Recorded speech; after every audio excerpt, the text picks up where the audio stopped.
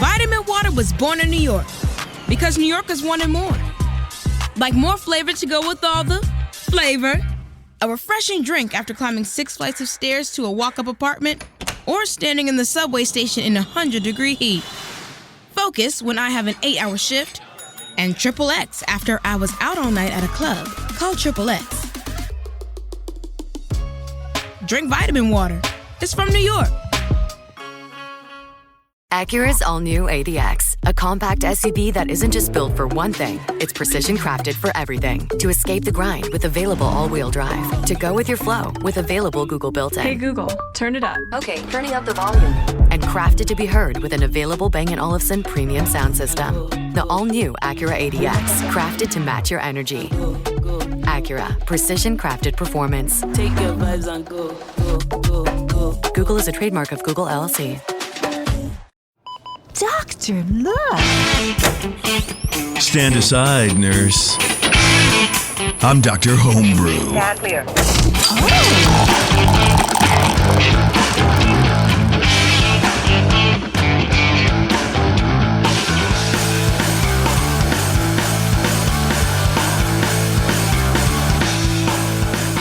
What's going on, everyone? Thank you very much once again for tuning into another episode of Dr. Homebrew. Now, today typically we don't have homebrew, but we have something much better. We have commercial wine, and I'm very excited about that. Now, today is basically the wine show. What we were thinking about, we've been kind of toying with this idea off and on a little bit about the differences between beer and wine, and for a long time, the marketing around craft beer specifically, but the whole beer market in general, I guess, almost pitted beer against wine. It was kind of like a cultural thing, or like a blue collar versus white collar, I guess. I don't know. The snobs versus the slobs. Yeah. And I always thought that was kind of weird. I mean, you kind of get in on it. This is like 90s marketing we're talking about, right? Maybe a little early odds. And then, it sort of became, beer can be like wine. It's like, we realize how aggressive that kind of sounded. But I don't really feel that the vocabulary sort of matched that transition from, being steadfast against wine, even though most brewers enjoyed wine, to then accepting the wine, right, into the beer world. So today, I thought I'd bring in my brother-in-law, actually, Jake Neustadt. He works at Bedrock Wine Company in Sonoma, California, everybody. Jake, welcome to my show. Oh, man. Welcome to our show. Welcome to my studio. I like to say blood brother-in-law. That's right. That's right. Well, I did make you drink a thimble of my blood before coming on the show. That's kind of what you have to do. The two Brians know that. They've done it. It's a little inside baseball for Dr. Homebrew. That's right, yeah. So getting a little coiny thing out of that blood earlier. Yeah, well, I feel like, especially with the tasting, it helps pull anything out, any metallic. A little tinny, but a little red wine like. I'm not sure you might have been drinking before the show. Yeah, I did have a Coors Banquet. I'm not going to lie about it. But Jake has been in the wine industry for a long time, and I've known Jake for many years now, and the kid has always had a palate. He's always, it's always been really fun getting together with him on, family, holidays and whatever, and talking beer and wine and flavor profiles and stuff like that. And so I thought Jake would be a good person to get on to talk about the flavors in the wine, but not only just like, I taste pepper or whatever, but kind of where those come from. Now, Jake, correct me if I'm wrong, but your focus really in the wine industry is more on like the agriculture side, right? Yeah. So I'm a vineyard guy, as we'll say, as whenever I have to go into a tasting situation or a sales situation, I'm just the vineyard guy.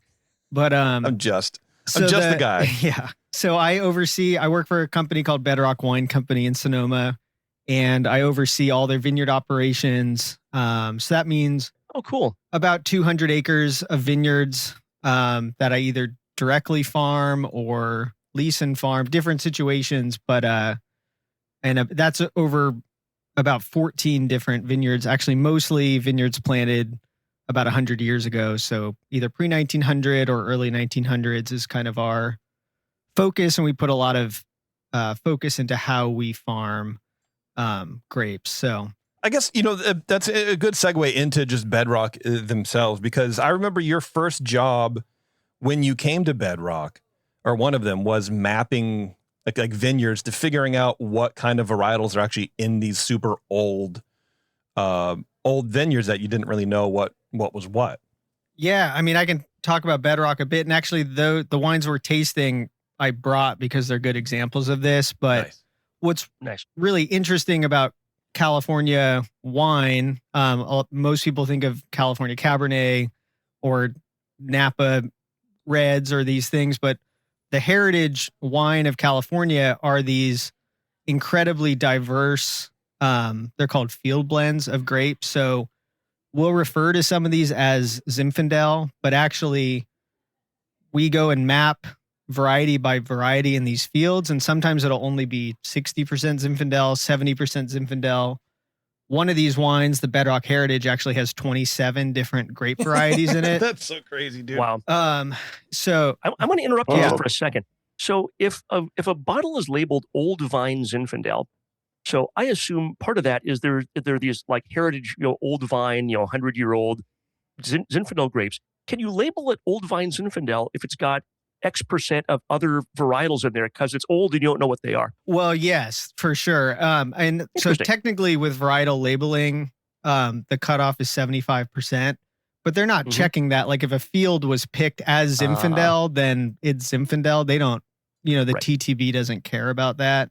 But Don't ask, don't tell kind of so, thing. but we do kind of know what our varietal breakdown is of fields, and follow that. But yeah, back in the day, actually, they used to call it Zinfandels, plural, which just like, so you would just buy Zinfandels and it's just like, oh, this collection of varieties is Zinfandels. That's hilarious. I love that, man. Can you imagine just in the beer world, like you sell a blend of a bunch of beers that you have in the tank? It's like Cooper's sour beer project. So Cooper Yeah. has this sour beer project, Jake, where If I could find somebody to buy this stuff too, I can market it as where he has this. I don't even know the original. Brian's Red Blend. Yeah, I don't even know the original culture, but he'll take like leftover beers from like competitions or home brews that he's not going to drink, and he'll just pour them higgledy-piggledy into this. The original culture is a dump bucket from the first homebrew competition I ever judged in. Oh man. No, actually not. And I just find that very funny where like, wine, it's sort of, I don't know. Is it, what is the marketing or what is the vibe, I guess, around the single varietal versus like a field blend? Is there a difference? I guess in the beer world, you can sort of maybe make it like a smash where you have one malt and one hop and that's it. We're purists. We don't need anything else. Well, yeah, it's interesting because the single variety wine is totally a new world invention. So if you look at old world wine in France, for instance, you drink Bordeaux, you drink Burgundy, you drink Rhone. Mm-hmm. None of these are varieties. They're wines of place. So the wine is dictated by the place, and then each of those places has rules as to what varieties are allowed to be included. But people aren't focused on what variety they're drinking, and that's kind of where the idea of like terroir comes in, of like you're drinking a place rather than a variety. But that's very confusing, and it takes a level of education, I guess. But so in the new world, it became common to just we like to know specifically like what we like. So people want to say, oh, I like Cabernet, I like Sauvignon Blanc, this and this, but that's a relatively new addition to the long history of wine. Whereas before it was, that people is, didn't even know. If I can just pull it to beer, it feels like when craft beer drinkers started to learn names of hops. Right. Exactly. Exactly. For a while it was like, oh, you go into the brew pub and you see on the wall Tettnang. You're like, I don't know what that means and I don't really care. But now people will come in. Do you have anything made with Simcoe or Sabro? Right. Like they're name dropping, hops, and you're like, I guarantee you don't know what that is. Right. And I wonder, is it in the old world of beer brewing, was it just the hops that were regional to that area, or like what was being grown? Like how in yeah. the styles developed and they were brewed with the hops that were local Right. to that. So they were just them. whatever were climatically evolved or, climatically bred for that area. Yeah. Right. And then eventually, when they scaled up, then they would import and, whatever, right? But Dry them. yeah. But now, like, New Zealand and Australian hops are really popular here, and there's styles built around them. And you go out to a pub, or I'd like a New Zealand Pils, please. Right. Or, Which is an weird because it was American- mainly because of the drought, right? Because we had that big hop crisis for a couple years until we just pulled in, other world hops and like, hey, these are pretty good. Turns out that maybe there's crops outside of America that we could actually use. That's crazy. Yeah. Who knew, man? And going back just briefly to that blending Yeah. thing, back in England, 300-400 years ago, you'd get like the three threads, right? You get like an old beer, a new beer, and some middle beer, because that would help. If there was something wrong with the older one, it would help balance that out. And you would go to the bar, you get like what they call that entire butt or something, and then or porter, and then you'd get it would be a mix, and it'd be whatever mix of whatever was there. So that is an old world. That's a very European old world thing. We're gonna go here. We're gonna drink what they give us. Everything's Right. slowly souring as Yes. put some of the fresh in that hasn't soured Right, too much right. yet, and it'll taste better. Yeah. So at Bedrock, is that how you guys approach winemaking in general? More old school, old world, or do you have certain things where you have like your own yeast culture, like we would at a brewery? We think these field blends are really interesting because of that nature, where the two wines we have today are similar age vines, similar kind of field blend, but then from two very distinct locations, and you can really feel the difference just based on location. And when we're making the wine as well, we're just not focused in on what the varietal breakdown is so much. We're just, what is the character of that site and how do we accentuate that in the winemaking? Bedrock, all our fermentations are done with native yeast. So we don't inoculate any red wines at Bedrock. Really? Yeah, no. So just the yeast that's on the grape when you put it in the fermenter. right. Yeah. So, and it's actually, Sounds crazy. Morgan Peterson, who founded Bedrock, his father is Joel Peterson, who founded a winery called Ravenswood, which got very large in the in the 80s and 90s. And so Ravenswood was one of the wineries that kind of made Zinfandel a serious wine. At the time, it was all mostly going to white Zinfandel. But Ravenswood as well, even making at one point almost 500,000 cases and then up to 1 million cases of wine, all native fermentation.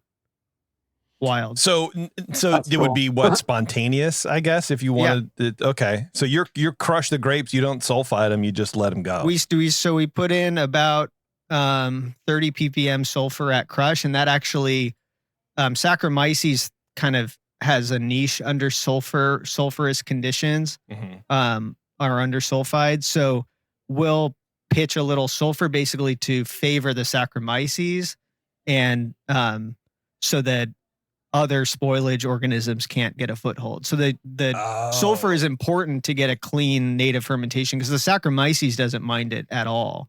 Okay, so they have a tolerance, but everything, Yeah. all the other bugs and gunk Right. doesn't. So, and we want some activity from other bacteria and other ambient yeast, but obviously not too much. Yeah. Yeah. You're not doing like a open ferment sour beer where you just, open the cool ship or whatever and be like, hey, everybody, it's a free party. Right. But I mean, we're not careful about it though. Like, they're open top fermenters. There's kind of an amazing thing with wine because of the low pH, like how acidic it is, and then how alcoholic it gets pretty quickly in the fermentation. Saccharomyces is really the only one that's going to become really dominant as long as there's a little sulfur in there. So it's quite easy to do native fermentations. Obviously, people get afraid of it, but if you know how to control it, we do over 100 fermentations every year native. Wow. So there you go, folks. Fermenting beer is a lot harder and takes more skill, is what Jake is saying. Right. Yeah. Is there any truth to this? The thing that I've heard from time to time, that the yeast from the Budweiser brewery in Fairfield gets out into the fields, and is some of the yeast that you're naturally fermenting with, is the Budweiser from that? I've never heard that. Or is that but just an old wives' tale? I have no idea. There's not. I mean, I've not heard that, but it is. I mean, it's the same. It's Saccharomyces. It definitely could be. And there's not a lot of vineyards right there around the factory, but yeah, that'd be wild, dude. It'd be hilarious. Well, I love this, man. This is exactly what I was hoping it would be. It's just this weird kind of breakdown about the two industries. So we've all heard that craft beer is on a downturn. What's the wine industry like these days? Are you guys feeling it too? Is it just beer? Because my theory is craft beer is dying because we have too many hazy IPAs. That's what I want it to be. Yeah, I mean, but I don't think that's the case. Actually, the wine industry in California is kind of in free fall right now, like in a really unprecedented way. So it kind of went from normal to really, really bad in 1 year, and it just keeps getting worse. The tariffs are making it worse. So all these things are coinciding, but it's odd because no one can point to one single thing, and the rug got pulled out really fast. So there's no way to correct it if you don't. Okay, I see. You drive through Lodi, even around this area in Contra Costa. I mean, there's tens of thousands of acres of vines getting ripped out right now for a market adjustment. So it's in total disarray right now. Man, actually. How do you guys plan for that? Well, we couldn't plan. Nobody saw it coming. Yeah. And people point to all these reasons, like, oh, it's like hard seltzer, it's this, it's that, but nobody really knows why young people aren't drinking wine. It's too expensive. There's all these things. It's hazy IPAs. People realize they don't like them. And like, well, that's the only thing that I have, so I'm not going to go there. Yeah. So, I mean, we're, kind of reorienting in the way, we're kind of focusing on using the fruit that we farm ourselves, maybe buying a little bit less. We buy quite a bit of fruit from like special vineyards, other growers, and kind of have, every year we release almost 40 different SKUs. Wow. I didn't realize that. So, and I'm on the list. You know what I mean? I buy them. So yeah, everyone we have to take care of the fruit that we grow that maybe we don't have a buyer for this year and try to utilize all that. That's crazy because I think of it as much as for every release, I get the email says, hey, here's when you can buy the things, right? When everything's released. And as much as I go through all the lists every year or every quarter, whenever they're released, it doesn't really connect with me that a winery would make that many varietals. To me, that's a beer thing. Like you have to have a certain number of SKUs on the board to get people of all interest levels to come in and, buy the thing. I don't know why. I just feel like, okay, California winery, red wine. That's it. That's all you do. But you guys do, of course, you have like rosés and you do a bunch of other stuff. Yeah. And that's where we think these heritage field blends are like the best showcases of terroir of any grape type in California. So we think, for instance, we think an old field blend grown in Sonoma versus Lodi versus Amador, those are really interesting and different compared to other varieties, maybe like Cabernet in different places. So that's why we're kind of obsessed with making so many of these different old field blends, is because they show place so well. It feels like more like a passion project, if I'm on, you know what I mean? Like a passion for the industry itself, rather than I love making X wine. And I know it's a new school versus old school, like you were saying, which makes a lot of sense, but I feel like, I don't know. It's almost like, and again, this is the show, folks. We're going to bring it back to beer, where it's very much like the smash beer method, or when people started doing English style ales in America with pins and the whole beer engine and stuff. Like, I love this old school format because it delivers the best of the product that we work with. And you don't do that if you don't love it. And I don't know. That's a very interesting connection that I just was forced to be made. Yeah, I think that's fair. And the whole thing is very much, everyone at Bedrock is just extremely interested in what we're doing. And then also like there's a real mission statement of taking over these old vineyard sites so that we can make a really compelling wine, so that we can kind of elevate them, make the economics of that vineyard work better, and actually keep it in the ground. So, Interesting. you know, Morgan also founded the Historic Vineyard Society, which is a whole nonprofit to kind of raising awareness about these like living California heirlooms that literally predate electricity. Wow.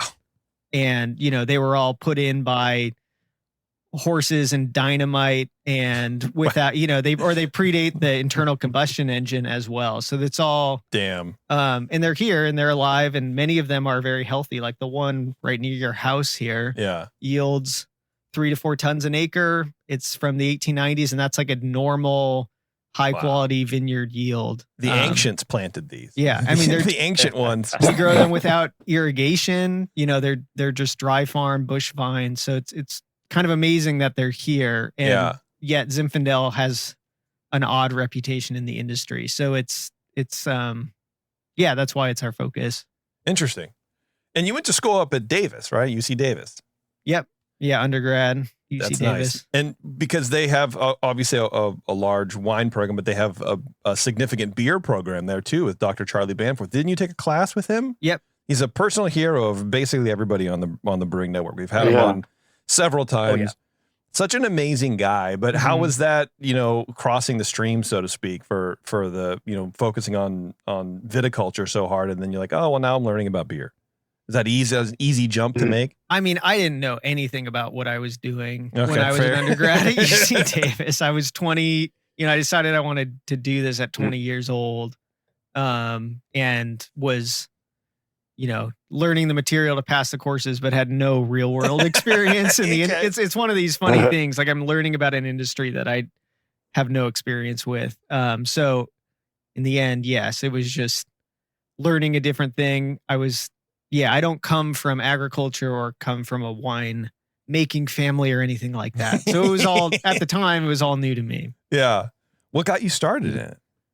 I don't know if I've ever asked you that. I was just at UC Davis in like a liberal arts, journalism, international journalism track. And I did not know that about you. That is fascinating. Yeah. Quickly realized that was not the cutting edge of what Davis offered.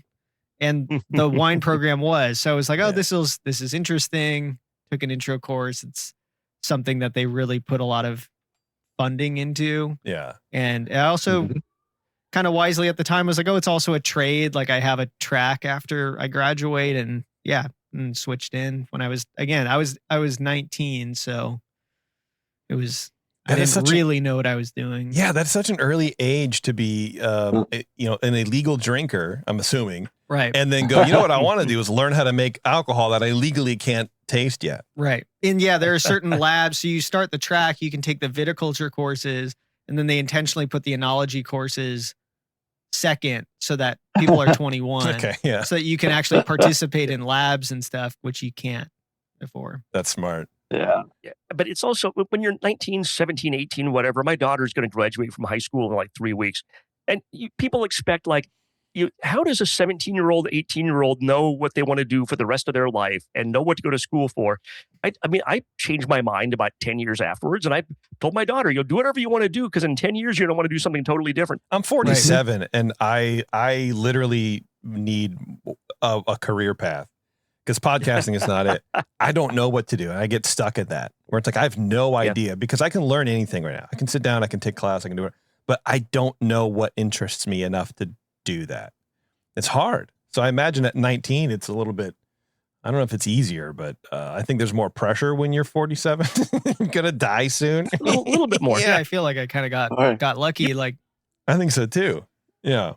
I was at the right school, got to find, got put down a cool path. So yeah, absolutely, man. And you've gone a long way. It didn't take you to Australia for a while. New Zealand, yeah.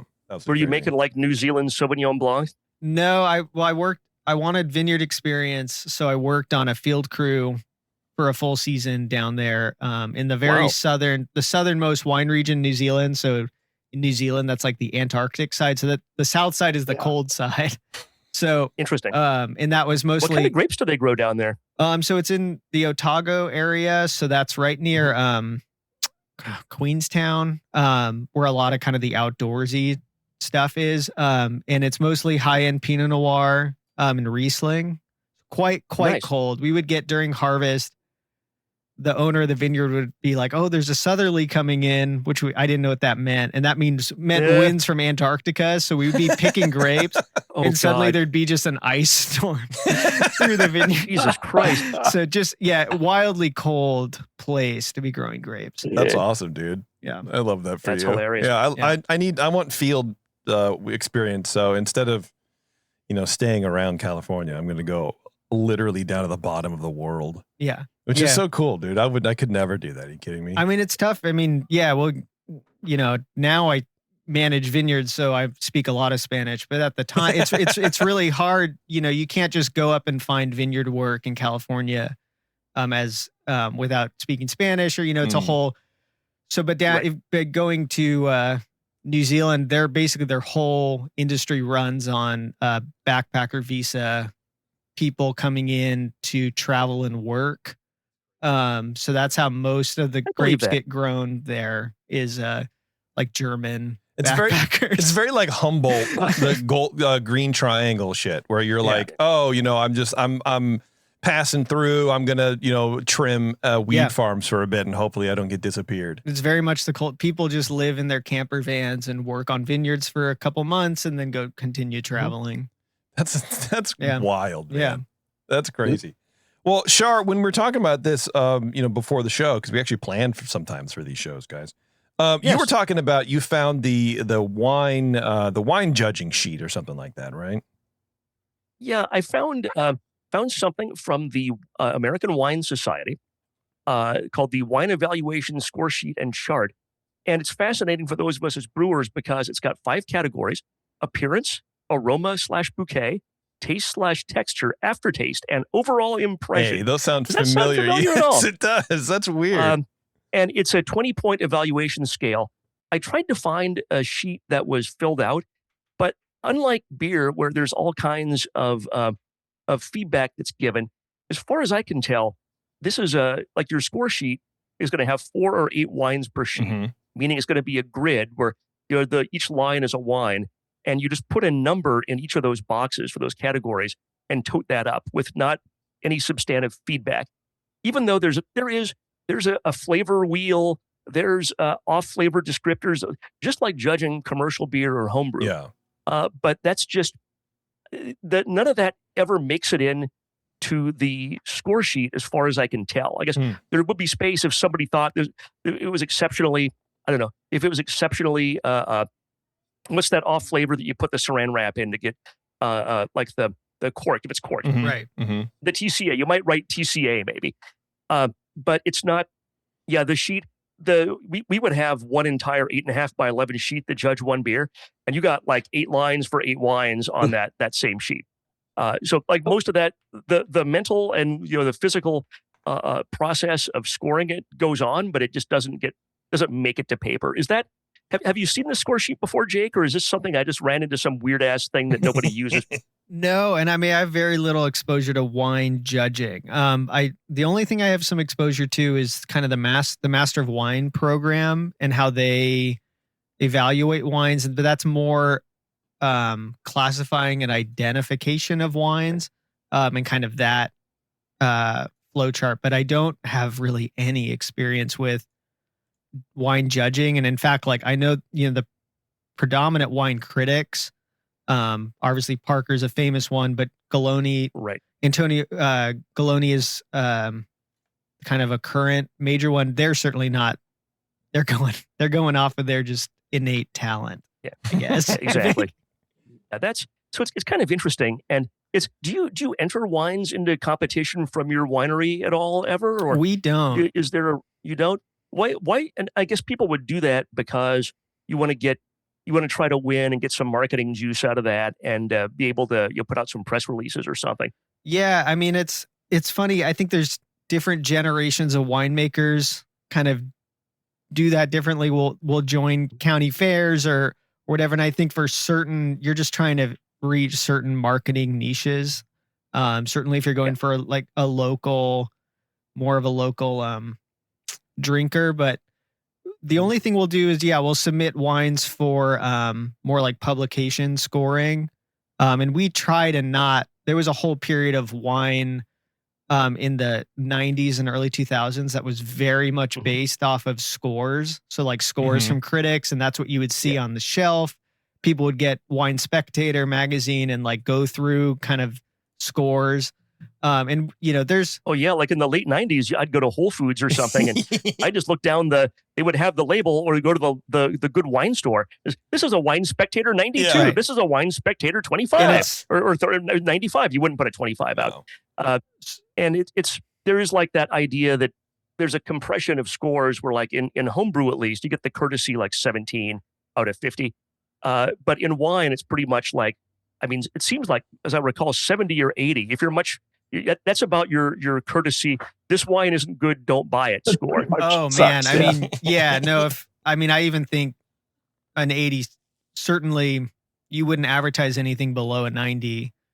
An 87 would be just like, try to have nobody know about that. Like you shouldn't have submitted that one. Yeah. It's drinkable. Yeah. So it's really funny, and then how it all kind of coalesces like that. And it's amazing. The current kind of younger generation of winemakers has really tried to get away from scores, because it really like pushed styles to all become very similar to kind of meet certain critics' palates, because they wielded so much power. So people have really tried to get away from scores and more focus on, like direct education to consumers, or like getting people just more appreciation for people's own opinion. But it is amazing, like scores very much still move wine. So when a big score does come, it's like, it still moves quite a bit of wine. See, I want to say that's what happened in beer too, where like, Beer Advocate or whatever came out and everyone started scoring beers. I feel like the sort of the output shifted towards what the algorithm in like Beer Advocate would say people wanted to drink. The higher rated beers have higher amounts of this or that. And everything kind of adjusted based on these scores. And then I think people realized, well, that's not sustainable. These beers are very expensive now. And also not everybody's drinking them. Just because it says it's popular on the internet doesn't mean that my local customers are going to be drinking it. And so I think that backed off a little bit too. But it's interesting how scoring stuff and categorizing shit, which is kind of what we do innately as human beings, can just ruin shit. Stuff, man. The Brewing Network did that too. We talked about all these great beers, the Pliny the Elders and the Youngers and the whatever. Yeah. But I think a difference is in wine, like you were saying, Jake, there's a handful of very highly respected newsletter writers, and people will spend $1,500, $1,000 a year for those newsletters, and they'll buy cases sight unseen for investment or for drinking later on, based on the word of those people. And we don't have that in beer, right? The whole investment part of it is an aspect of wine that doesn't get in the way of beer, because there's very few beers you can age, and even those, it's very rare you're going to ever make much. You're not going to make money off it. You're going to get a bottle and age it because you want to see what it tastes like in 5 years. You're not going to. The market for aged beer is extremely, extremely limited. Unlike wine, where people will buy. My daughter's high school is next to a place called Wine Bank, which is like a self-storage that's refrigerated for wine. So people get like. I'm sure there's people that have hundreds or not thousands of cases they never intend to drink. They just are sitting on it to sell it at a later time, which it fucks up the market in a way that the beer market doesn't get fucked up. You had the beer flippers for a while. They were pretty popular. Where they would just stand in line for all the whales or whatever the stupid name they called themselves, where they would just buy a bunch of, the latest barley wine from Surly. And they don't want to drink it. I mean, they'll have one or two, but they'll buy 5 and then they'll sell the rest. And it's like, oh, okay, that's weird. And I think that kind of helped, drive everything too. But I don't know. What do I know?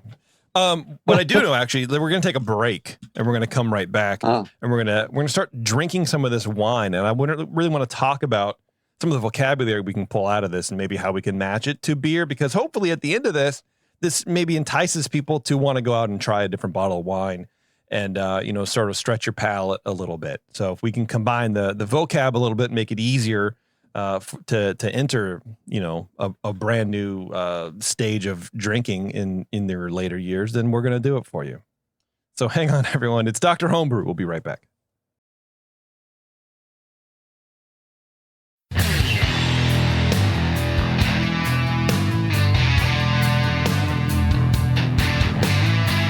Now, back to the examination.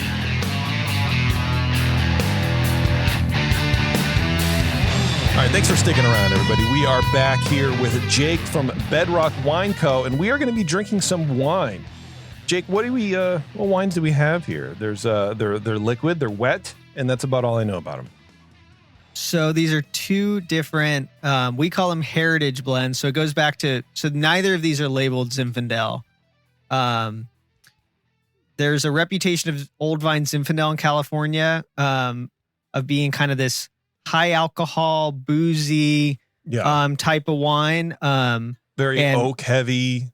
Yeah, just like people are kind of sweet and thick. So certainly, so the winery is founded in 2007, and it was probably kind of Zinfandel was at the peak of that reputation at that time. So the idea was to showcase the historical nature of these vineyards, and also the fact that they are field blends. So anyway, so these are two different field blends here. The first one is Evangelo Vineyard, which is actually just about 10 minutes from where we're recording right now. Hell yeah. In Contra Costa County. So planted in the 1890s on basically out here, there's a whole area that if you look at old California maps was called the Sandy Lands. And it's these incredible I'm telling you, it's Middle Earth. I swear to God, the ancients lived in the sandy lands. Yeah. Everybody. So basically this is the Carquinez Strait that extends from the bay out to the Sacramento Delta. And it's every day as the Central Valley heats up, it pulls in cold air from the bay. And creates this Venturi effect, which is why it's so incredibly windy out here. Yes, it is. Everyone's heard me for years complain about that. Yeah. So basically, what characterizes this vineyard is sand and wind, and it has kind of this coastal environment. So it can be pretty warm, but then also really mild overnight. So there's not a huge diurnal shift at night, which people talk about in the context of wine. And then so the vines themselves are from the 1890s. It's a mix of Zinfandel, Carignan, and Mourvedre primarily. So 3 different varieties. There's a total of like 12 out there, but 3 predominant. And then they're own rooted, which is unique to vineyards. Most vineyards are actually grafted onto rootstock because of a pest called phylloxera, which devastated the whole global wine industry multiple times. So in the 1870s, 1880s, they developed rootstocks. So basically 99% of grapes in the world now are grafted onto a rootstock, which has American vine DNA in it. So that resists the phylloxera anyway. So it's unique to have a vineyard that's own rooted, and it's on sand, and it's dry farmed, and we only get about 10 inches of rain out here. So it's kind of a remarkable vineyard. Should I talk about the second wine too? In contrast, we could do that. Sure. Yeah. So in contrast, the second wine is from Sonoma Valley. So this is our the Bedrock Heritage wine. So our home ranch in Sonoma Valley. So also this is 1888, grafted onto rootstock in this case. So mostly St. George rootstock. And then the soils, everything is dramatically different. So average 30 inches of rain a year. It's on rocky red volcanic soils in Sonoma Valley. Massive diurnal shift. We'll have during harvest, it'll be 90 degrees during the day and 40 degrees at night. And let's see, just overall, you almost couldn't have two more different sites in California, which is actually why I wanted to choose these two to show similar grapes, similar winemaking, but just two different sites. Yeah, different output. Different the output, result is different crazy. outcome. Yeah. So like the Evangelo there's a little lighter color. I mean, we can kind of sort of, I would think, attack this like a beer, maybe. You know what I mean? You go through the appearance, swirl it around. There's like this nice, lovely little purple highlights, but reddish purple. Purple. Yeah. And it's light. It's almost like a grape juice, I guess, if you want. But if you go to the home blend, that is dark. Rich, purple. Yeah. That is like purple ink. And it is, they look surprisingly different. And it's same basic methods. I would imagine, right? You're treating everything kind of the same. It doesn't really matter. I mean, there's probably slight tweaks and adjustments in fermentation, but for the most part, it's. Yeah. So, there are some winemakers out there that really they take a mindset of let's do everything exactly the same so that all we're showing is the site difference. We take the mindset of making the wine to the site. So basically what that translates to is Evangelo Vineyards, so the sandy site has a really fine grain tannin. And everything about it has like this fineness. So we age the wine in large format barrels, very little, if any, new oak at all, because we find that any new oak and then small barrels for élevage really overwhelm that tannin and the wine becomes oaky extremely fast. Whereas the Sonoma wines have a lot more just phenolic density to them, and they can just suck up oak, and actually the oak complements the wine while not being overt. So phenolic density. Right. Oh, we're getting into wine terms now, dude, baby. what a good turn of phrase, man. Phenolic density. Fuck, I love that. Sorry, go ahead. So not made exactly the same, but we feel like we can accentuate the qualities of the site actually and enhance them with the way, particularly with élevage. It's not so much, the ferments are basically exactly the same. We native ferment to dryness on the skins, press off the skins, and then they go into barrel. And it's just how much new oak, and then the size of the oak is very important. Okay.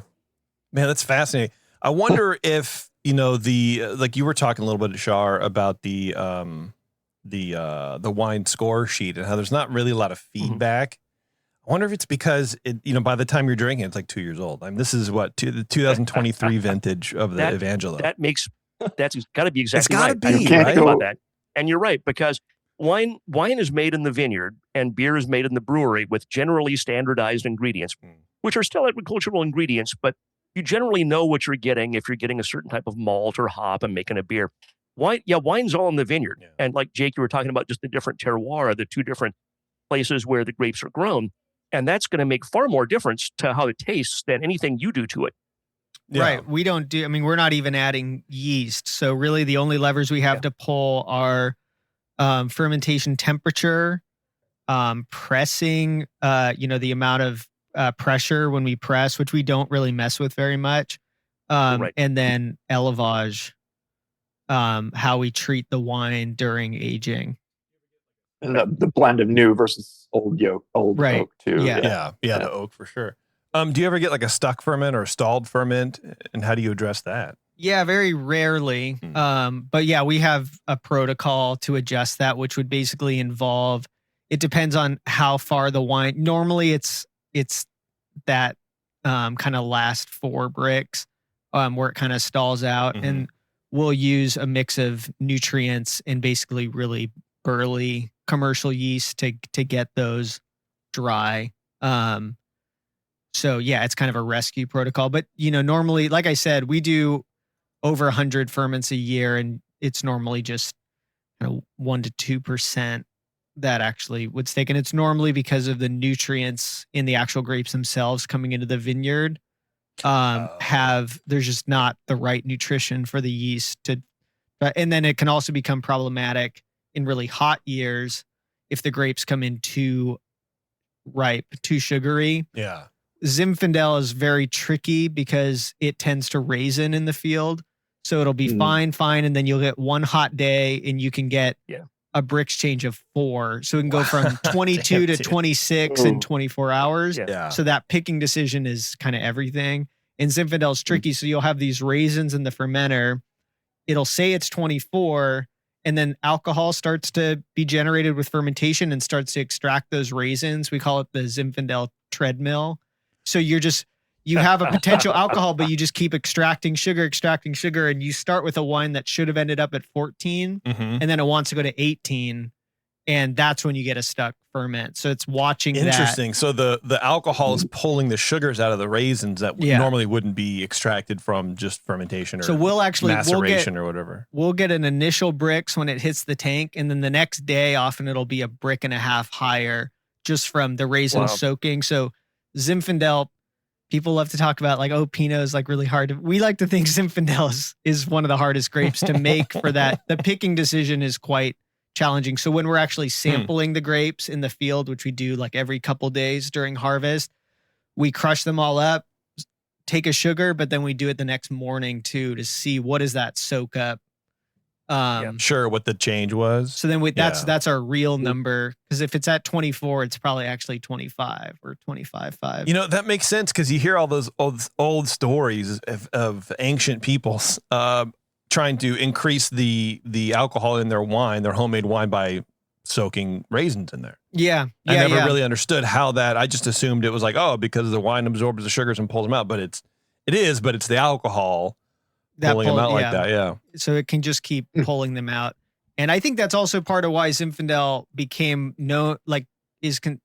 can be a very high alcohol variety, because people want to pick when they normally pick other varieties, but that doesn't bake in this extra two Brix soak. So there's a skill to it, because our goal at Bedrock is to make kind of like moderate, balanced, aromatic, expressive wines that aren't really oaky or alcoholic. So it's kind of like, but it's with Zinfandel. So it's how do you tame that beast and kind of learn how to finesse it? Because we think it can make a very like fresh, expressive wine if you can control that sugar. I love it. Well, I want to talk about the wine. Yes, I know. Thank you, Cooper, for dragging me back across. I'm the vineyard guy. I like interviewing. So Brian, well, why don't you go ahead and let's do some aromatics, huh? Okay, so, and I just had to look at the back of the label, so I had a definite guess as to which one was stronger. And that, did you guys look? Which one of these do you think is stronger? I didn't look. I might guess the Evangelo. Okay. If I had to guess. JP? I would guess the Sonoma Valley blend. That was my guess too, and I just felt like it was a little strong, but they're actually both the same. Okay. So it doesn't matter. 14.5. This guy got us. They're trick questions with Brian. I really like the nose on the Evangelo. It's just it's fruity and peppery at the same time. It's got some phenolics in the nose with the fruit, and it doesn't smell jammy at all. It just smells rich and kind of earthy to me. In the flavor, I get a fair amount of tannin balancing the fruit. It's nice and dry. It's really well attenuated. I feel like a dummy when I go into a winery and try to judge the wine with the people that really know their shit. I'm probably, if a wine snob listens to this show, they're like, this guy doesn't know his ass from hole in the ground. Well, I'll tell you, just do what I do and already accept that you are a dummy, and then do your dummy thing, and you'll be fine. So and the Sonoma, I'm tasting it, and the nose is, it's a little smoother to me. It's a little more kind of muted. It doesn't have that reach out and grab your nose kind of pepperiness that the other one has.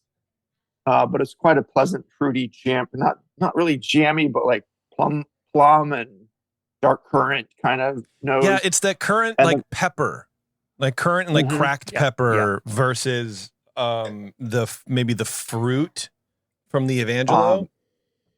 And I feel like it's also very dry and kind of a little what I call leathery. It's got like old bookends. Like it's just like tastes old. It does taste old, and it is old. Yeah. the vines and stuff. So Age, it's like please. more, yeah, more fruit forward and less tannic to me. And I noticed the alcohol a little bit more, maybe because of that. So You think less but it's still tannin? very smooth. It's not. Yeah, I think less. Because these have been out. We opened these and poured them at the beginning of the show. It was about 45 minutes ago or whatever it was. Mhm. And about 20 minutes in, I tasted both, and the home ranch blend, the Sonoma blend, had more tannin. It was a much more bolder wine, but as it's kind of been sitting, it's opened up a little bit. It's not as like what do we say, tight, I guess, which isn't. I don't think you have an equivalent in the beer. We don't have an equivalent in the beer language for that. So I have to remind myself to swirl too. Like, oh yeah, maybe just like less like a beer that's over carbonated. So you let it sit and you swirl it for a bit till it like mellows out, like with a barley wine, maybe like an old ale. That's the only thing I can think of. They both do have a lot of tannins, but like I think Jake was saying that there's more tannin from oak in the second one that blends and complements it with the Sonoma Valley. Yeah. The Bedrock Vineyard Heritage one. With the Evangelo. So yeah, the Evangelo has less new oak, you said, and the other one has more, I think. So yeah, it's interesting because I don't notice it. They're actually both fairly. They do have a substantial amount of tannins to them. I don't know. I'd be interested to hear what Brian has to say about them too. What do you think of what would you pick out in both of these? Yeah, sure. Yeah, just in the aroma, the Bedrock, I think. I mean, they're both really great. Very full aroma. The Evangelo has, just like you were saying, I was kind of nodding and I think saying making a couple of sounds. You sort of leathery. So I definitely got like the leathery, what I think of as a leathery aroma. Yeah. There's when I first learned about, as a brief aside, we always, at least in beer world, you don't want to tell people what they're perceiving. They're perceiving what they perceive, but there's a vocabulary for that, and it takes a little time to learn the vocabulary. And I remember I had my ex-wife and I had a wine tasting class in Redondo Beach, like way back in the day, in the 90s. It's like the most LA thing to do. It really is. It was super useful because it was like through the adult school, and I went like for 6 weeks, and every week you'd have like, the guy would pour like 8 different wines, just a little bit for everybody. And you'd talk about what you tasted, and he would give you some of that vocabulary because, leather, you wouldn't think necessarily leathery unless someone had taught you that's what that descriptor means. Right. Well, it's funny because I'm looking at this list of vocab from the sommelierschoiceawards.com and whatever it is. But under L, there's nothing up for leathery.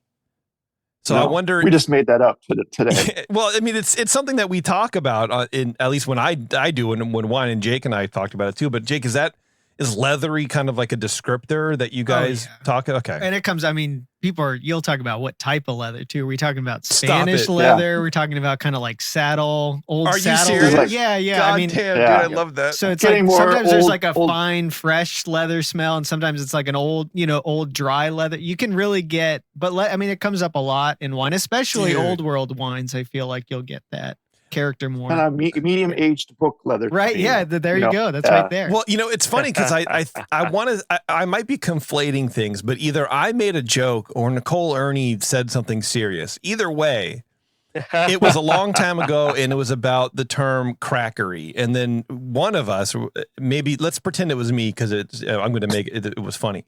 I'm like, well, what kind of cracker? Is it like a thin cracker? Is it a thick cracker? Is it a Ritz cracker? Like what kind? And I was just kind of being an asshole. But I guess like if you really want to analyze something, then it makes sense to be like, well, what kind are you talking about? You can't just say crayon. Well, what color, idiot? Yeah. Is it round? Is it triangle? Like what? Like let's go. So you know what? Thinking about it now, I think it was Nicole Ernie. Maybe because it wasn't as funny as I thought it was in my head. So it was Nicole. Nicole was saying it in internet. And yeah, I mean, we always, when I'm training beer judges, like, okay, it's hoppy? Okay. Well, kind of hoppy, and how much, and what do you get out of that hop, and what's the underlying tone, and what's the below that, just go as deep as you can. I just don't know that. I mean, I have I guess a depth of knowledge to talk about bready, but leathery. I don't think I could do it, Jake. I don't think I can go deep into leathery. You can't pull your like Chrome XL. What tannery? No, I don't know, man. Yeah. Anyway, Shar, go ahead. Or Cooper, whoever, go ahead, whatever you guys want to talk about. Brian was still talking about. We're doing loose and fast and loose. As much as I wanted to have an outline, the conversation goes. Yeah, man, it goes where it goes. I find that of the two, I like the way that Evangelo expresses itself because it's just a little more interesting to me. It's got a deepness of alcohol. It's got a depth of fruit there, and that either the tannins or phenolics, which are kind of maybe similar things. They're really expressive in that one, and I think I liked you said powdery or like fine tannins, and I get that. I think I understand what you're saying about it. And the other one, it's also got a deep roundness of fruit, but there's something in the middle that to me is just missing. It doesn't make it watery per se, but there's something in the middle that just like the equalizer falls out in this one place. It's so interesting to hear you guys talk about that. There's a couple things to mention. So I intentionally chose the same vintage, which is another thing. I didn't even mention that when we opened them, but that's a very important thing in wine. So they're both 2023s. So a fairly recent vintage, and it was actually an exceptionally great vintage, but a very cool one, actually one of the coolest in the last 100 years, which is very interesting. Wow. And what you're saying tracks exactly with what we see, because generally Evangelo is going to be a much more aromatically expressive wine in its youth. And that comes down to phenolic density again. So Sonoma has just a lot more anthocyanin or color phenolics and tannin phenolics. So when you get that, you generally have a wine that's a lot more closed in its youth, because actually like the matrix effect of the wine is suppressing the aromatics of it. So the Bedrock wine in a cool year, this would really not be when you would want to open this wine. This would be a wine that you would actually want to age to let those dense phenolics age out. Some of them will precipitate, some of them will just change, and you'll get a totally different mouth feel. The tannins will kind of mellow out and the aromatics will be released. So that's exactly what we see with these bigger wines. Are generally more closed in their youth, and they take a longer time to unfurl. Whereas Evangelo ages really great, but it's much more aromatic off the bat, because if you analyze the phenolics in it, there's just less in the Evangelo and there's more in the Sonoma, and that's just purely because of the terroir expression. The Sonoma is clearly much more tannic and much more closed. And the other big difference about these sites is their pH. So Evangelo every year is a very low pH site, so a very high acid site. Bedrock is a pretty low acid site, and I think Brian, what you were talking about with kind of the center of it, I think the Bedrock, especially when it's kind of closed, it lacks that like brightness in the middle of the palate that the Evangelo always has, that line of acidity. And the Bedrock kind of ages into that, but when it's so dense, it could come off as almost like flat and heavy, not from an alcohol standpoint, but just like kind of this velvety blob in its use. Yeah. Okay. Yeah. I like that. Yeah. Yeah, it is. I think it is the acidity. I think at first I said that they both are, have a fair amount of tannins, but the acidity of the Evangelo, it does make it just pop a little bit more, and it's better a fresh, like present drinker. And I could see where the Bedrock has potential for a lot more aging there for sure. Right.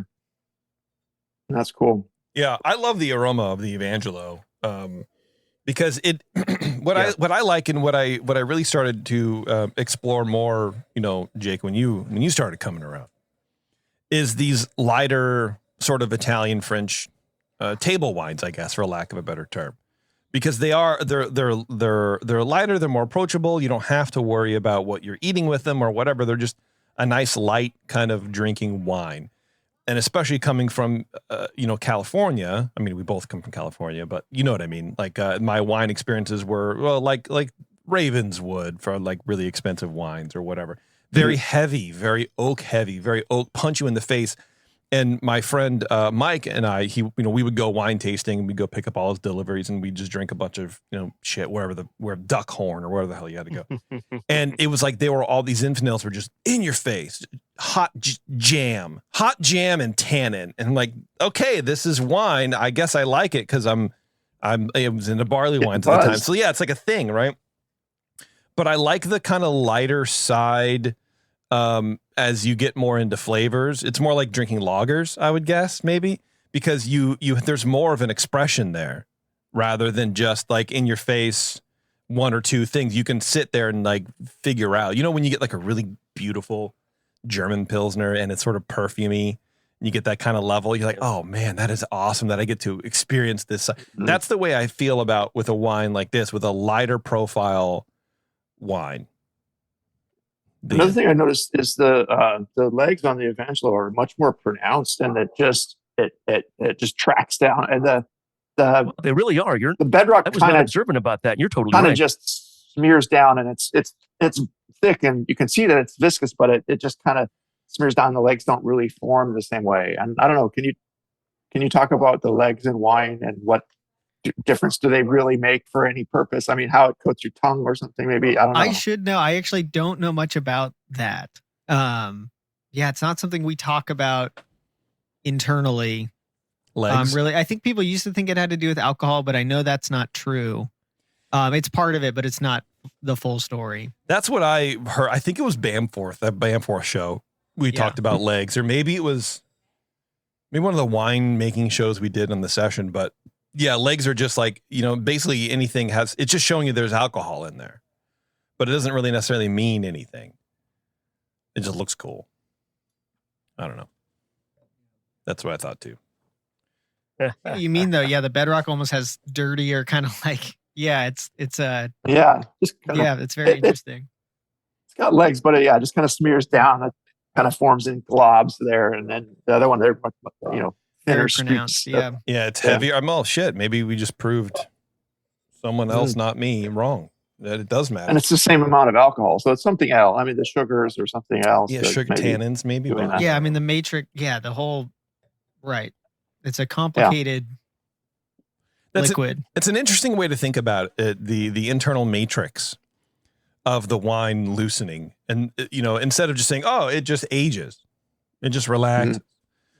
That is a great mental framework for thinking about that. Yeah, and I think that you can carry that with beer too, especially with beers that you're aging, because you're building this internal framework in a barley wine or an old ale or something like that you want to unravel in a specific way. Well, because I mean, literally, a lot of the aromatics are bound to phenolics and bound to sugars and alcohol, and all these things have different bonds and relationships, and those are what's changing as it ages. And that's why the wines change so much. But it's all this, it's very difficult to predict, though you can normally say that a wine with kind of more phenolics, I mean, phenolics are antioxidants. So a wine with more phenolics to begin with is going to be able to take oxygen for longer. And then generally you want a line of acidity there to kind of hold it all together. But so there are some generalizations to make of, this wine should age. But not every really tannic wine is going to get better with age. Some get worse because wines tend to dry out as they age in their perception. So if you have tannin and the wine gets drier, that can make the wine even more austere. So it's about having color and density and center as well, because you want to start with a lot of center in the wine, which the center really comes more from like glycerol and alcohol as well. But the things that kind of give that sweetness center on the middle of your palate. Well, according to the Sommelier Choice Awards, there is no center. So I don't know what you're saying. You know what I mean? So please, can you stick to the given outline, please? I wanted to talk about something a little bit, and that is, I came before. Well, beer to me was a much simpler thing, and college, it was just, well, Miller Genuine Draft is the good beer. And if it's you're scrounging Oh for God. quarters in the couch, then you drink Old Mill or whatever. I've come from the Midwest. I'm just going to interrupt you. I'm going to interrupt you because the way that you said, well, Miller Genuine Draft is the best is like the most convincing you've ever been on this show. Yeah. And then I learned, I studied in Austria and traveled through Europe and learned about good beer there. And then after I went to college, the craft beer revolution was happening, and I moved to the Pacific Northwest and, tasted my first IPA and, stouts and porters and everything else. And it was like, okay, wow, that's a big world. So this is a really long conversation, but that's like, to me, beer was, something cool and kind of unique, but wine was something sophisticated and older people tended to drink wine. I enjoyed going that I'm older now. When I moved down to California, I enjoyed going to wineries and tasting wine and learning more about them. But I never really felt like I had a great knowledge of them. And then I started getting into beer judging. And when I was learning about beer judging, one of my mentors told me that it's just like, well, beer is a much more has many more flavor components compared to wine in it. Because wine it's one basic ingredient, and the yeast does its job, and you're left with fermented grape beverage. Yeah. And beer, hops and the barley and all these different yeasts they can use and whatever, and the hops have a lot of different expressive qualities. I don't know. There's probably a lot of BS from either side saying one is more complex than the other, but I don't know, if it's, I mean, in wine, it's when I learned to judge meads and ciders, it was coming maybe more to, and I just got I took my cider judging exam recently, coming around to judging things that are more like wine, where you're tasting the balance of acidity to tannins and the structure and complexity of the things that are there in the fruit and the honey and other, a lot of meats have fruits and spices in them too. So, getting at that, this is a rambling little diatribe here, but it's the wine talking, man. It's fine. It's interesting. The complexity in wine, it reminds me of, I think, and I'm getting out of my element talking about like European sour beers, or like when the romance of like, oh, this barn and the ambient yeast and creating this very special beer of place. The complexity in wine can be very ethereal if you're really into it, I guess, of like, this is so different and unique, but it is just grapes and yeast. But yet this site tastes like only this site year after year after year. Evangelo's both of these are, but Evangelo is one of the most distinctive sites, like, that we feel like we could pick out from anywhere, even to other sites in Antioch, because it has a certain wind exposure. It has these certain things about it. And it's just, you can have a vineyard, just a mile away from each other, and yet they're so different year after year after year and distinctive. And there's like, I think people get so obsessed with why. Why are they so different? Yeah. I kind of want to. So you think you could pick these? You could pick the Evangelo out from other wines from the region. Not that you think like I'm accusing you of not being, like I'm not challenging you, but like, is that something that we know from when we try all our different, we make multiple vineyards out here. Yeah. And then other producers make it. Now, actually, every producer that makes Evangelo, there's a thumbprint, no matter how differently they're making the wine, that it's like, oh, you can, Evangelo's in there.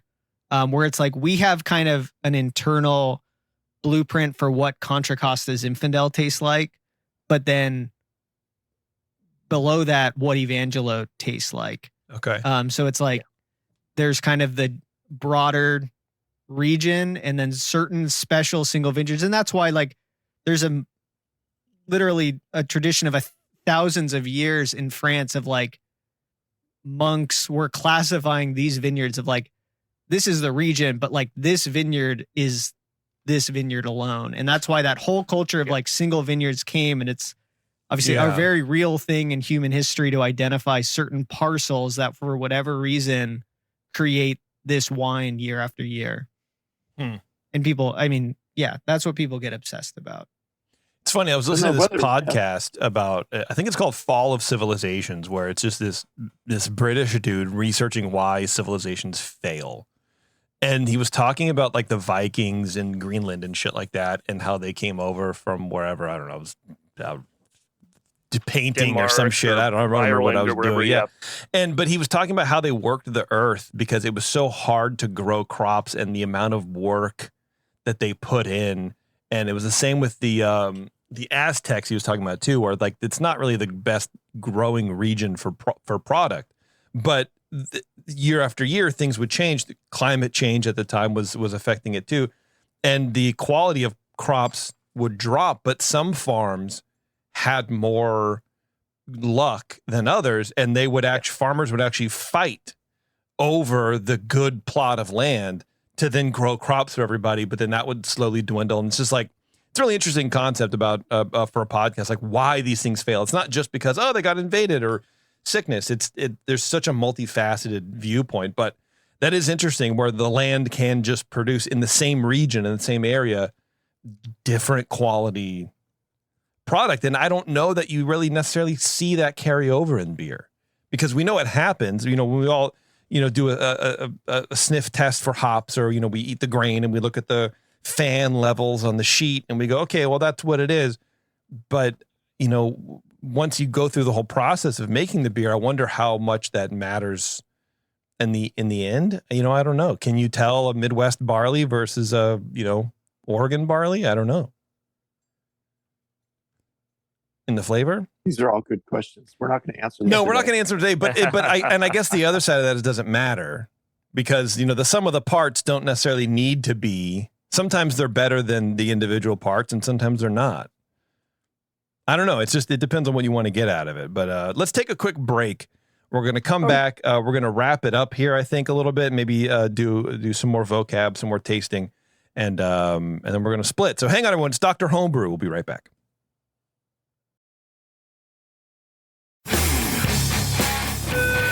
Dr. Homebrew, please report to the ER for code blue. Dr. Homebrew to the ER, please. No, and your tea time has been moved to 2:30.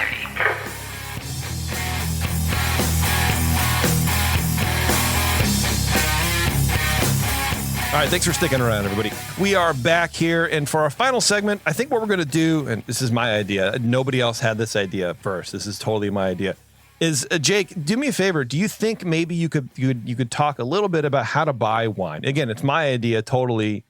No, Jake was like, hey, you know what we should do? You should tell people how to buy wine. I'm like, yes, exactly. Because what I do, this is what I do. You guys can do the Jason method if you want.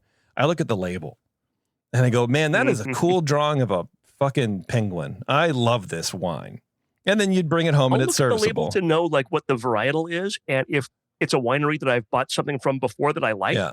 And that goes a long way for me. If it's a winery that is one I've had, if I've been in their wine club in the past, or I bought their wine before and it's good, I feel like the odds of it being good are better.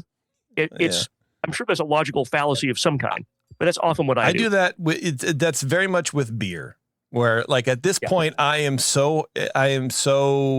been burned so many times with trying new beers from new breweries that I typically don't. I've collapsed a little bit in how I'm buying stuff, and it helps that I don't go to bars anymore, really. So it doesn't. I have a harder. I don't have as much of an access point to like do that. Right. But Jake, let's go through a little bit about what are some recommendations. How do we shop for wines? My goal with this show is to also help people kind of branch out a little bit, get some familiar vocab so they can feel more comfortable in front of a bottle of wine. Yeah, I mean, I think it's the reason why I thought it was worth talking about is because I think it's not that easy to buy wine in California, or at least not. One, it's expensive. It's kind of $20 a bottle entry sort of thing, especially for domestic wines. So it really feels defeating when you get a bottle you don't like. It's frustrating. And it's also, defeating is a good word to use for that. Absolutely.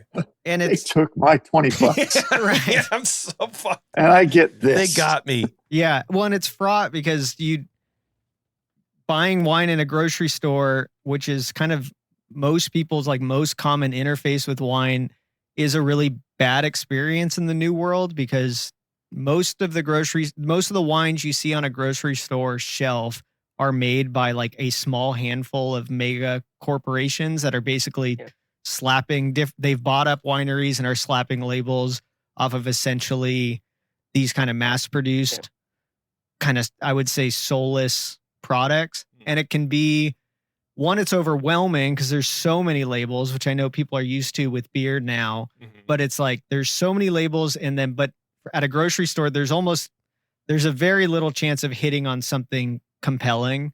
So, but then on the flip side, I think people are a little intimidated to maybe walk into a wine store where they feel like they're going to have to talk to a salesperson and feel a little out of their element. However, I would recommend maybe trying to find a wine store that's local or that you feel comfortable at, because if you can explain a little bit about what your drinking preferences are to a human being, even what your beer preferences are, if you like things balanced and lower alcohol or easy drinking, and just actually have somebody try to select some bottles for you that you can get exposed to producers you like, because then once you find producers you like, then what you guys are saying, it's great to kind of latch on to a few producers. But I would recommend branching out into certainly European, wines outside of California, and then also finding smaller producers. But I think that the wine shop actually serves a pretty important purpose. And also you're going to almost invariably, I find you're paying the same amount or less for much more compelling wines when they're curated by a wine shop than in a Whole Foods even, or like any of these places where you're. No, I agree completely. Yeah, I mean, at least just on the beer side, and I'm sure it's on the wine side too, where there's a lot of infighting in the distribution and whatever kickbacks the store manager gets for placing things certain places or whatever. So yeah, I would agree. Is there a price point that we shouldn't go below? I feel like it's a good. I mean, it's tough. And right now with the wine industry being what it is in California, it's like I am trying to drink more California wine, and the tariffs are honestly going to change things too, because I'm guilty of buying a lot of European wine. So I don't know. Guilty. We're going to turn him in, folks. He's from MS-13. Not everybody knows this, but I mean, the EU subsidizes grape growing. So that's part of the reason why generally price to quality is much better on European wines, or can outcompete California much better. So yeah, tariffs aside, it's, seeking out relatively inexpensive Beaujolais, if you like lighter drinking reds or things like this, can be great price to quality. And for those like European wines, I'll buy even in the like $15 to $20 range, and for kind of like my main arsenal of wines that I'm drinking through, and do very, very well. For California, you're kind of at 23, 24 and above. 24 to 30 to get a really solid bottle from a really nice producer. I'm, to speak to Bedrock, our like base level wine that we make the most of, which is like our Old Vine Zin is what we call it. And that's 23 or 24 on the shelf. And we're trying to hit that kind of like great price to quality table wine. And that's kind of, to me, that's kind of the low end for California of what you can get, something like really honestly made wine. So I think it's fair. Yeah, that's a fair price. Yeah, for sure. It's tough. Yeah, it's tough to go. I find it's tough to go that far below that for domestic wine. Scan the bottom shelf and find the one that's $4 off. They're trying to clear it out. Yes. And that's probably a good bet. But yeah, I mean, unfortunately, most things on the shelf domestic under that are going to be made by Treasury or Constellation or Gallo or the wine group. And like, that's fine, but I think kind of the joy of wine, or what's interesting about wine, comes from kind of the artisanal side of it. I mean, I guess I'm just not personally attracted to most of the wine industry, which is funny. Like, I love what we do at Bedrock. I love, like, kind of, we have a circle of, I think, very soulful producers and people that we love, but generally the stuffiness or pomp and circumstance, or like going to a tasting room in Napa, basically has no appeal to me at all. Same. And it never did. So I was really searching out, like, okay, I got this degree. I find this really interesting, but I don't find most producers interesting, if that makes sense. I don't find the culture of California wine. I find European wine culture very interesting and romantic, but New World wine culture I find really not. I think, you know what, I agree with you, and I think it can come down to, like, it's basically wine for farmers or wine for store shelves. And I think that's the differentiator. And I think you guys, and especially where you worked before, like at Ridge. Yep. And there's obviously a lot of places in the, Napa, Sonoma Valley area who are like this, but they're farmers. I mean, essentially that's what you are. You're friggin' farming. And you used to work at Ridge back in the day? Yes. Yeah. That was. I have a funny story when we're done with the story. Yes, perfect. But great. But I think that's maybe the differentiator is that you guys are focused on how to handle, again, the approach of the handling the grapes from the specific lot, and going, okay, how do we manipulate this to bring out the essence of the thing, rather than saying, well, how do we make it consistent? Which I think is what I don't know. And I think in beer you can do both. You want to make your flagships consistent, but you want to also have the freedom to kind of move around the cabin a little bit, Yeah. And there's, people from all over the country listening to us here.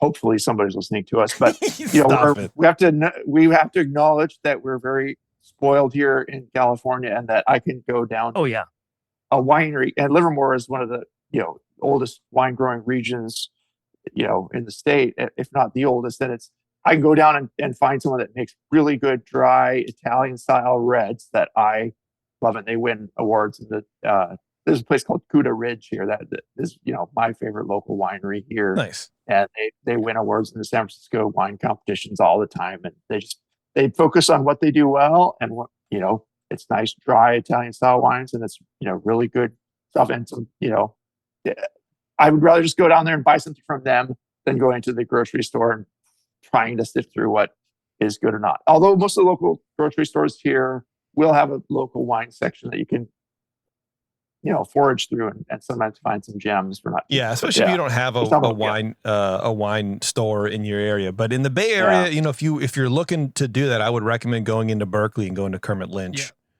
Yeah. And so my wife and I are in a couple wine lists. One of them is Kermit Lynch, and for like $50 a month, they send you 2 bottles of wine from, basically they're usually European wine. Some of the best wines I've ever had. And, you average out the bottle of like, okay, maybe it's $25 a bottle, but some are 18 and some are more, and it doesn't matter. It's $50, shipping included. And I would recommend doing that if you want to investigate also. But if you want to check out what's going on at Bedrock, you go to bedrockwineco.com, and they don't have a traditional like wine club where you have to sign up and then you pay $75 a year, whatever it is, right? Some of the kind of shishi bougie, the shishi wineries in Napa will make you do, hoops. But basically there's a button in the top left that says join mailing list. And then you just sign up and they go, okay, well, whenever there's a release, we'll email you. And then when you buy some wine, then you're on the mailing list. That's how easy it is. I kind of like that.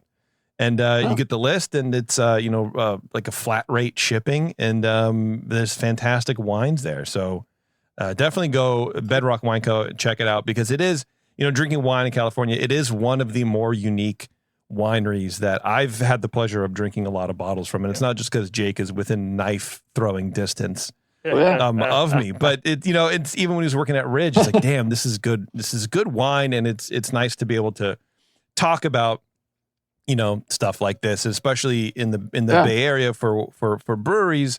Yep. We are losing a lot of breweries, especially breweries who like Rare Barrel, right? Like the Rare Bear. where they were focused on how to tweak the yeast and how to tweak all that stuff to bring out the flavors or whatever. It's not easy to find breweries that do that. And maybe because you can't for the most part with a lot of beer, because like we were saying before, it's kind of, you're taking all this like terroir and all this quality product, and by definition you mix it up. And then what's left is then you can maybe tweak it out with yeast and fermentation temperatures and stuff like that. So there's stuff to do, but for the most part, it's just a very different animal. Well, yeah. And when the idea of this whole show came up, and JP comes to us and says, well, hey, my brother-in-law works at a winery. We're just going to talk about wine on the show. I didn't know what we were coming into, honestly. These 2 bottles of wine that on my shelf, I've never seen them before in my life. But, like, okay, it could be good. Could be very bad. But we're just going to drink it and see what we got. But I have to say, I was pleasantly surprised, especially with the Evangelo. I would buy a case. These are both really great wines. But I recommend our listeners to go to the other one to sit down for a few years. But they're both very good in their own way and very unique and flavorful, bold wines that you can tell have a craft touch to them. Like, we keep equating this with the craft. I'm not going to, buy as many beers at Bevmo as I will from a craft beer store that has a curated list. I know that the owner knows what he's doing, cares for the beers, stores them well instead of on a shelf getting dusty, and, moves, good stuff through and recommends things to me that I want to taste. So, there's a lot of similarity in what we're talking about from the wine world and the beer world. And I've just appreciated the conversation. It's been kind of fun. Yeah, absolutely. Definitely. And I just, we talked a little bit about how to get to learn wine and supporting your local wine store. Most of the country, there's going to be a good wine store somewhere around you. Find out where that is. And they usually will have a tasting on like a Saturday afternoon or something. A lot of themed tastings. Go and chat with them. And generally people at places like that are real nice. They're wanting to educate you. Just go try it out. Go learn some things on your palate. Learn some things about wine. And I think that's a good thing to try. Yeah, I'll piggyback on that really quickly. I think wine can be really overwhelming and confounding of like, what am I tasting? And the best way to learn about wine is to have, if you want to learn about Syrah, find a place that you can do a tasting and have 12 Syrahs next to each other. You you need contrast to learn about wine. Having one glass at a time over, separated by days, it's really hard to learn. But if you can have a bunch together, you can actually start drawing those differences that make it all quite interesting. Yeah. And before we let you go, Jake, I do want to talk real quick or give a shout out to your sherry project. You want to talk a little bit about that real fast for those sherry lovers out there? Yeah, I'm sure for all the many sherry lovers listening. Yeah, I got into sherry really young. It was the first wine style I really got into, mainly because most classic wine styles are really unattainable from a price standpoint. This was in college, so but to try kind of the benchmark examples is very expensive. But sherry, even still, you can try kind of some of the great benchmark sherries of the world on basically any budget. So I got really into it in school. There's kind of a history of sherry making at UC Davis. So then I think Morgan and Chris, my bosses at Bedrock, were kind of amused by my love for sherry when I started at Bedrock. And what's really interesting is in all of these old vine field blends, there's normally some interplanted Palomino grape. And Palomino is the grape used to make sherry in the Jerez region of Spain, the home of sherry. And so at Evangelo, actually, there's a few hundred Palomino vines interplanted. So I started picking those out myself and making traditional Fino style sherry with them. So that would be a totally dry, a dry fortified wine aged under floor yeast. So it spends its whole life under a veil of Saccharomyces. And yeah, trying to make the most authentic sherry I can. So that's my own project. That's called a Soleras del Pacifico, as opposed to Atlantico of Spain. So there you go, man. So yeah, you can go to that. Website, solerasdelpacifico.com, and you can sign up. And if you want to, I've had cooking sherry. You know what I mean? And then I had Jake's sherry. I was like, this is a whole. If you think you know what sherry is, this is a whole different thing, man. It is like finding a new species. It's an intense beverage. It really is. If you like man. flavor, it's got a lot of flavor. I love it, man. I love it. Well, for those of you who want to send in your beer or wine, see, I've been saying for years, if you send in your wine, we will judge it. But now, or I said, or we can get somebody who knows. But now we can just do it. We just had a whole show about wine. We're basically wine experts right now. Jake, are you gonna take the sommelier exam at all? Can you do that shit where where you go, oh, you nail like the region and the fucking winery, like, oh, this is Cuvée de Bradley from the south side facing north side wind protection shear. So, to the first question, no. I mean, basically, ultimately, sommelier is a customer service job, which I have no interest in. Okay. And so that's part of it. We get to practice that kind of stuff as far as wine identification at Bedrock. So Morgan, the owner of Bedrock, is a master of wine. So that's a British certification, but an international certification that doesn't have to do with like pouring and serving wine. Okay. It has to do with more the academic pursuit. A lot of people in like wine importing are masters of wine. But yes, that test that he had to pass is all about what's the region, what's the variety, so yes, we get to do those tastings all the time where it'll be like a totally blind tasting of like 3 reds and 3 whites and 3 reds, and there'll just be questions of like, first, what region is this? What are the varieties? What are the sub AVAs? And then sometimes what are the producers? See, I saw that documentary Somm. Right. I'm sure you've seen it, obviously. I feel like it's just watching David Copperfield. Yeah. I feel like it's all just illusion and sleight of hand. Like there's no way. No, you can though. I mean, you definitely, there are some regions that are easier than others and some that are very challenging to identify, but it's kind of a process of elimination. You start with like the color, like kind of broad generalizations of, is this old world or new world? And then what's the acidity? What's like all these things and but then you need the academic knowledge of like, what is this? Does this region have residual sugar? Does this region have oxidation in the wines? Like, so you need kind of this academic side to then and then you can narrow it down. And it's not magic. It is possible. I feel like wine gets a bad that it's all kind of like this pretentious showmanship. And it is, to be fair. But you can really do it. People can do it. Process of elimination. You can get there and train us how to do that. Yeah. Okay. By the way, thank you for correcting from I can do that to people can do that. Yeah, you can do that, Jason. Well, people can do it. You necessarily can't, but that's fine. I think I'd rather be a master of wine than a sommelier. It just sounds better. Yeah, I don't want to. I don't want to have to learn how to pour wine properly. That's fair. Yeah, we just get the swirly straws. We're good, man. But if you want to get your fermented beverage on the show, email Brian at thebrewingnetwork.com.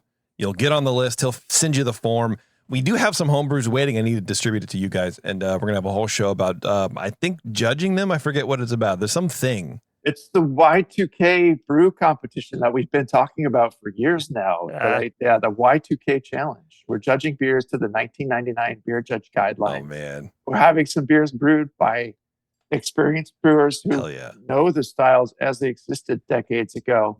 And we're going to taste some old school styles. Hell yeah. You know what we say on this show all the time, constantly, MAGA, right? It's just, let's go back to the old school. All that. Absolutely, man. Let's delineate. Brian at the break. There was no such thing as a hazy IPA in 1999. If it was too hazy, it just got dumped out. And folks, there's 2 kinds of beers, right? There's ales and lagers, and they're all clear. They should all be clear, folks. Anyway, Brian at brewingnetwork.com. Thank you very much, Jake. I appreciate you, man, for coming in and making you work on a Saturday, for God's sake. Thank you, guys. It was lovely. Yeah, absolutely. Thanks for the wine too, man. We're gonna put one up each nostril and run around the park. Yeah, I think you've reached if you think you've reached the wrong station and you've dialed the wrong number, please hang up and dial again and press fast forward to the next episode, and we'll be back on here. There you go. Thank you for hanging with us on this. It was fun. Yeah, something like that. Yeah, thanks, boys. I appreciate it. Thanks to your significant others and your families for allowing you guys to break away on a Saturday. I appreciate that a lot. All right, everyone. Thanks for listening very much. And until next time, we will see you later.